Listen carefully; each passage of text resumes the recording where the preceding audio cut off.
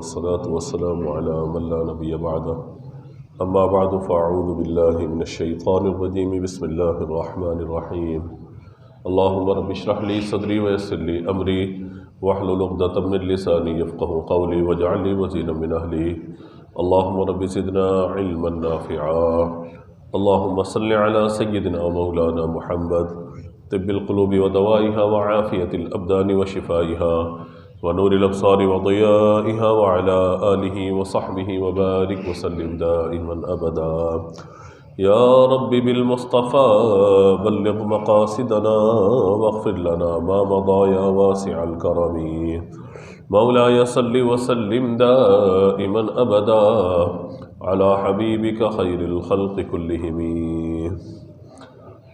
حمد و صلوات کے بعد ماہ رجب کا آغاز ہے۔ ماہ رجب میں جہاں بہت سارے واقعات ہیں وہیں اس مہینے کی اپنی بھی بہت ساری فضیلتیں ہیں۔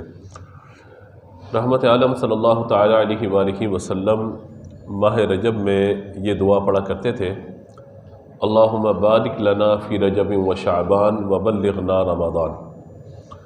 اے اللہ ہمارے رجب اور شعبان میں ہمارے لیے برکت عطا فرما اور ہمیں ماہ رمضان تک پہنچا۔ تو ماہ رجب آسان سی بات یہی ہے کہ یہ ماہ رمضان کی آمد کا پیغام سناتا ہے۔ جس طرح ایک ہوا چلتی ہے تو اندازہ ہو جاتا ہے کہ یہ ہوا اس موسم کو سرد کرے گی یا اس موسم کو گرم کرے گی۔ اس ہوا سے ہمیں سردی کی شدت کا احساس ہوگا یا گرمی کی حدت کا احساس ہوگا۔ تو یہ ماہ رجب آنے کا معاملہ بھی یہ ہوتا ہے کہ مسلمانوں کی اکثریت اب ذہنی طور پر تیار ہو جاتی ہے کہ اب ہم ماہ رمضان کے قریب ہونے والے ہیں۔ اسی وجہ سے علماء نے فرمایا کہ رجب کی جہاں اپنی برکتیں وہاں یہ بھی ہے کہ را جیم اور با، رجب جب کہتے ہیں اس کو تو را جیم اور با، را سے مراد ہے رحمت الہی، جیم سے مراد بندے کا جرم اور با سے مراد بر یعنی بھلائی کہا جاتا ہے۔ یعنی جرم درمیان میں ہے، اس سے پہلے اللہ کی طرف سے رحمت ہے اور اللہ کی طرف سے اختتام پر بھلائی ہے۔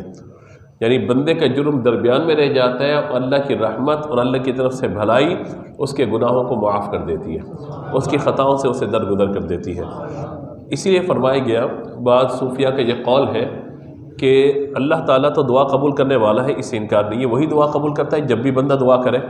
لیکن کہا جاتا ہے فَإِذَا فَرَغْتَ فَانْصَبْ، سورہ الانشاء میں فرمایا گیا کہ جب نماز سے فارغ ہو تو دعا کرو۔ فَإِذَا فَرَغْتَ فَانْصَبْ، جب نماز سے فارغ ہو جاؤ تو دعا میں کوشش کرو، یعنی عبادت کر لی، اب عبادت کے بعد دعا کرو۔ جنازہ پڑھ لیا، نماز پڑھ لی، اب مرحوم کے لیے دعائے بخشش کرو۔ اسی طریقے سے کوئی درس ہے، کوئی معاملہ ہے، اس سے فارغ ہونے کے بعد اللہ کی بارگاہ میں دعا کرو، کیونکہ پوری عبادت کے اندر دعا اصل ہے۔ پوری عبادت کے اندر دعا کیا ہے بولیے؟ اصل ہے۔ اور دعا ہمیشہ کہاں ہوتی ہے؟ اختتام پر ہوتی ہے۔ دعا کہاں ہوتی ہے؟ ہمیشہ اختتام پر۔ جیسے نماز کے اختتام پر دعا ہے، ربی جعلنی مقیم الصلاۃ ومن ذریتی، اس کے اختتام پر ہے۔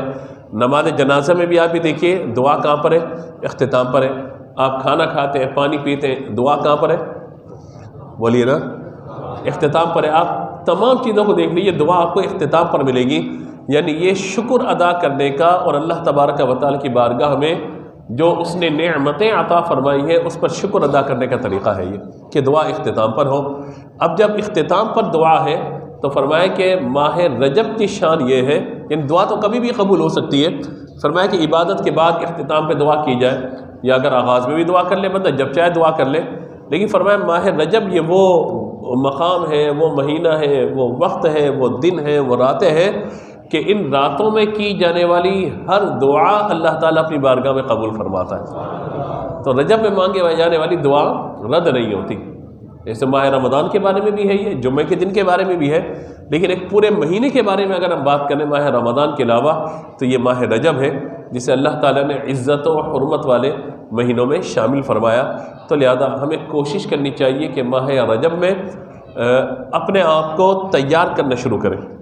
دیکھیے میں آسان سی مثال دیتا ہوں، اس وقت کرکٹ کا سیزن ہے تو آپ سمجھ جائیں گے اس مثال کو۔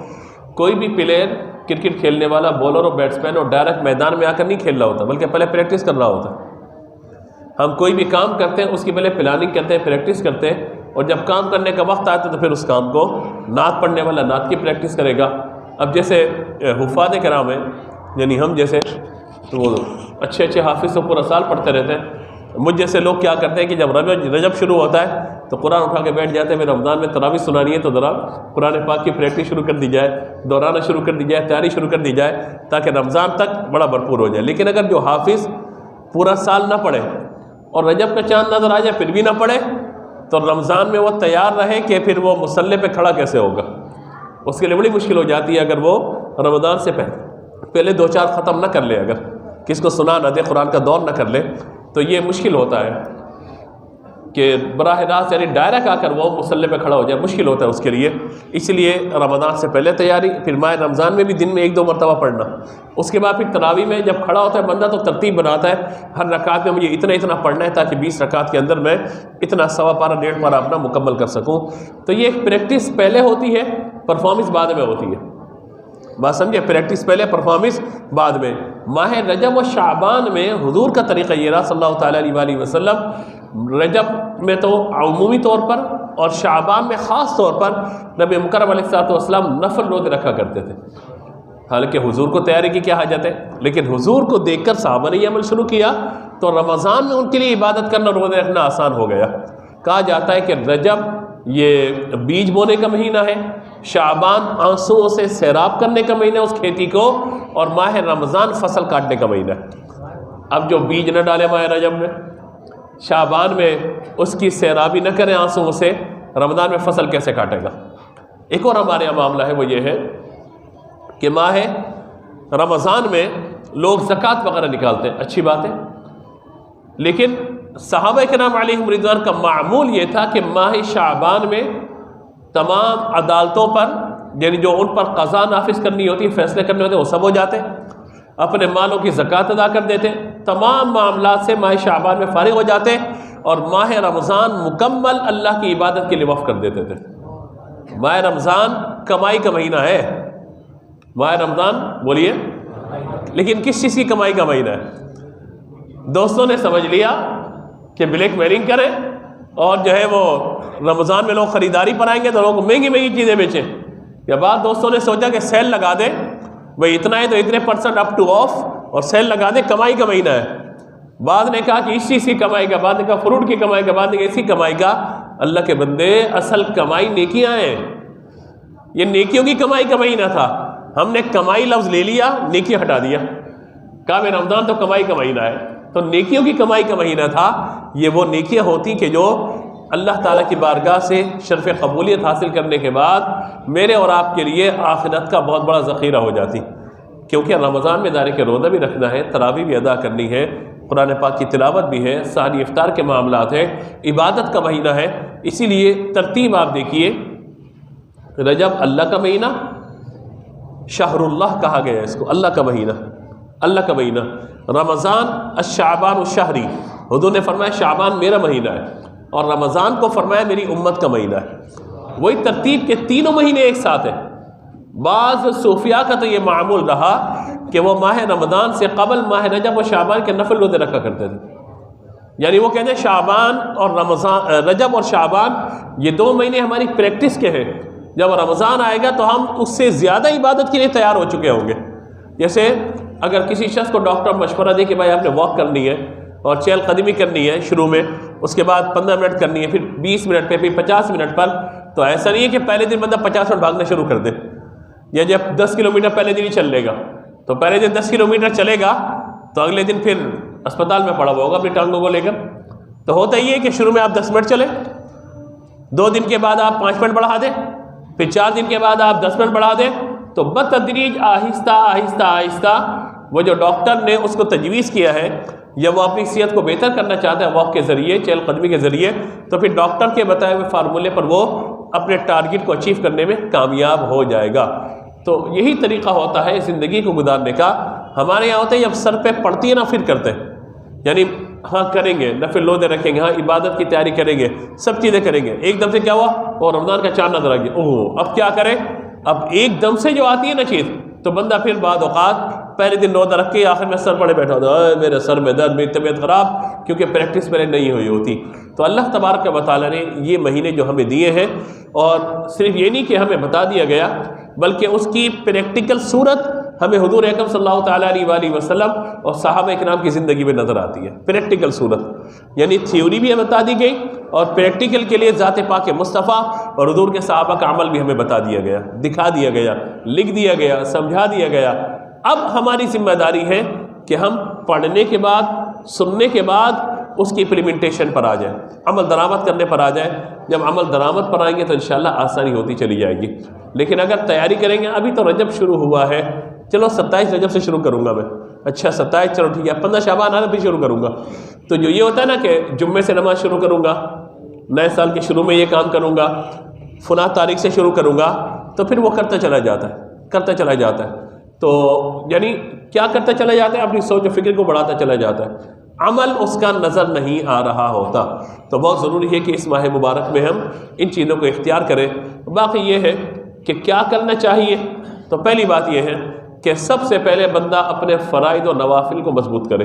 یعنی نماز اگر شارٹ پڑھتا ہے نا، وہ یعنی وہ فرض پڑھے، سنت مؤکدہ پڑھی اور اس نے وطر ادا کر لی ہے، اگر یہی روٹین ہے تو مشورہ یہ ہوگا کہ ماہ رجب سے پوری نماز پڑھنے کے عادی بنے۔ یعنی فجر کی سنتیں فرض تو پڑھنی ہی ہے، ظہر کی 4 سنتیں، 4 فرض اور 2 سنتیں بعد کی پڑھنی، آخری نفل چھوڑ دیتے ہیں اکثر۔ وہ شریعت کی طرف سے سخت مطالبہ بھی نہیں ہے کہ ادا کیا جائے۔ نفل کہتے ہیں اضافی عبادت کو، نفل اضافی عبادت کو کہتے ہیں، اگر وہ کریں گے تو ثواب ہے، نہیں کریں گے تو کوئی گناہ والا معاملہ نہیں ہے۔ تو کوشش کریں کہ ظہر کے بعد کے 2 نفل جو چھوڑ دیتے ہیں ابتداءً اس طرف آئیں۔ عصر سے پہلے کی 4 سنتیں اکثر چھوڑ دیتے ہیں، کوشش کریں کہ عصر سے 10 منٹ پہلے، 5 منٹ پہلے مسجد میں آئیں، پہلے 4 سنتیں ادا کریں، پھر فرائض ادا کریں۔ اس کے ساتھ مغرب کے آخر کے 2 نفل چھوڑ دیتے ہیں، ان کو ادا کرنا شروع کریں۔ عشاء کی 17 میں سے ہم پڑھتے کتنی ہیں؟ 4 فرض، 2 سنتیں، 3 وتر، رکعتیں کتنی ہیں؟ 17۔ تو جو 8 رکعتیں چھوڑ دیتے ہیں نا، شروع کی 4 سنتیں اور بعد کے جو سنتوں کے بعد کے 2 نفل اور وتر کے بعد کے 2 نفل ہیں، اگر وہ ادا کریں تو انشاءاللہ رحمت و برکت ہوگی۔ اس پر میں برکت کے لیے آپ کو ایک بات سناؤں، یہ جو وتر ہے نا، یہ رات کی نمازوں میں سب سے آخری نماز ہے۔ نماز وتر کے بعد کوئی نماز نہیں ہے رات کی نمازوں میں، اسی لیے فرمایا گیا جو شخص تہجد پڑھنے کا عادی ہے نا، اس کے لیے افضل یہ ہے کہ عشاء کے فرض اور سنتیں پڑھ کے سو جائے، اور جب رات کو کسی پہر اس کی آنکھ کھلتی ہے تو سب سے پہلے نماز تہجد ادا کرے گا، اس کے بعد آخر میں نفل ادا کرے گا۔ اگر آپ کو میں سمجھا سکا، چلے ایک اور آسان بات کر دیتا ہوں۔ رات کی نمازوں میں آخری نماز کیا بولیے؟ آواز سے بولیے، نماز وتر ہے۔ تہجد آخری نماز نہیں ہے، نماز وتر آخری نماز ہے۔ اس کی دلیل ایک یہ سمجھ لیجئے گا، ماہ رمضان میں ہم عشاء کے فرضوں کے بعد سنتیں پڑھتے ہیں، سنتوں کے بعد کیا کرتے ہیں؟ نماز تراویح ادا کرتے ہیں۔ اس کے بعد کیا کرتے ہیں؟ بولیے نا، سب ادا کرتے ہیں۔ ماشاءاللہ آپ لوگ پریشان کیوں ہو رہے ہیں؟ پہلے ہم نماز عشاء پڑھتے ہیں فرض، پھر سنتیں، اس کے بعد کیا کرتے ہیں؟ نماز تراویح، اس کے بعد کیا کرتے ہیں؟ نماز وتر، کیونکہ وتر رات کی نمازوں میں آخری نماز ہے۔ رات کی نمازوں میں جو ترتیب ہمیں بتائی گئی، رات کی نمازوں میں آخری نماز ہے۔ آخری 2 نفل کہاں سے آ گئے؟ پھر عشاء کے بعد کے آخری 2 نفل کہاں سے آ گئے؟ حضرت سیدہ عائشہ صدیقہ رضی اللہ تعالیٰ عنہ کہتی ہے کہ حضور اکرم صلی اللہ تعالیٰ علیہ وآلہ وسلم رات کے پہر اٹھتے تھے اور نماز پڑھا کرتے تھے۔ حجرہ مبارکہ میں اتنی جگہ نہ ہوتی تھی کہ اگر ایک بندہ یوں سو رہا ہو تو دوسرا بندہ نماز پڑھ لے، تو کہتی ہے کہ اکثر یہ ہوتا تھا کہ حضور صلی اللہ تعالیٰ علیہ وآلہ وسلم میرے پاؤں پہ اپنا ہاتھ مارتے تھے، میں پاؤں سمیٹ لیتی تھی، حضور وہاں پہ نماز ادا کر لیا کرتے تھے۔ تو کہتی ہے کہ میں نے حضور سے عرض کیا، یا رسول اللہ میں بھی چاہتی ہوں کہ تہجد ادا کروں، لیکن نیند کا غلبہ زیادہ ہوتا ہے اور میں اٹھ نہیں پاتی، تو حضور میرے لیے بھی کچھ ہو۔ فرمایا عائشہ تم عشاء کے وتر کے بعد سونے سے پہلے 2 رکعت نفل پڑھ لیا کرو، یہ 2 نفل تمہیں صلاۃ اللیل کا ثواب عطا کریں گے۔ اس فضیلت پہ تو آواز سبحان اللہ کی بلند ہونی چاہیے تھی، کیونکہ پوری رات کے نوافل کا ثواب اللہ تعالیٰ عطا فرما رہا ہے۔ اب حضرت عائشہ رضی اللہ تعالیٰ عنہ پر ہماری جان قربان ہماری ماں، وہ کہتی ہے حضور کیا یہ میرے لیے ساری امت کے لیے؟ بھائی ماں کا کام ہی یہ ہوتا ہے، اپنے بچوں کے لیے سوچے، اپنی ذات کو فنا کر کے اپنے بچوں کے لیے سوچے۔ کہا حضور کیا یہ فقط میرے لیے ہے یا ساری امت کے لیے؟ حضور مسکرائے، فرمایا عائشہ یہ ساری امت کے لیے۔ کتنے 2 رکعت نفل؟ جو شخص تہجد نہیں پڑھ پاتا اس پر تو یہ لازم ہے کہ وہ آخری 2 رکعت جو ہے وہ عشاء کے بعد کے نوافل جو ادا کر لیں. اللہ نے چاہا تو پوری رات نفل یعنی صلاۃ اللیل کے جو نوافل ہیں اللہ تعالیٰ کا ثواب عطا فرما دے گا.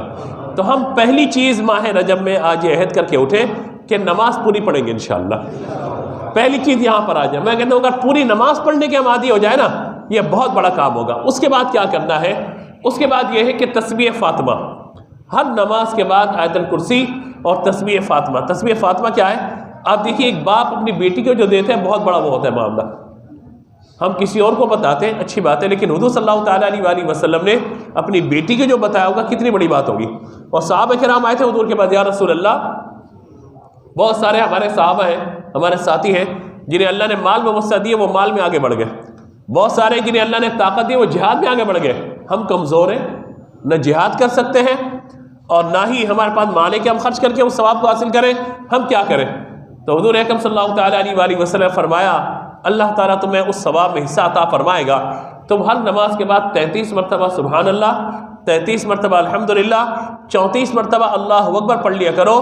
جو ثواب اللہ تعالیٰ مالداروں کو صدقہ کرنے کا اور مجاہد کو جہاد کرنے کا عطا فرماتا ہے اللہ تعالیٰ تمہیں بھی ثواب عطا فرمائے گا.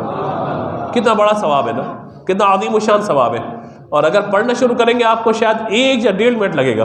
سبحان اللہ سبحان اللہ سبحان اللہ سبحان اللہ سبحان اللہ سبحان اللہ پڑھنا شروع کریں گے 1 سے 1.5 منٹ آپ کو لگے گا. آیت الکرسی پڑھنے پہ جنت کی بشارت ہے.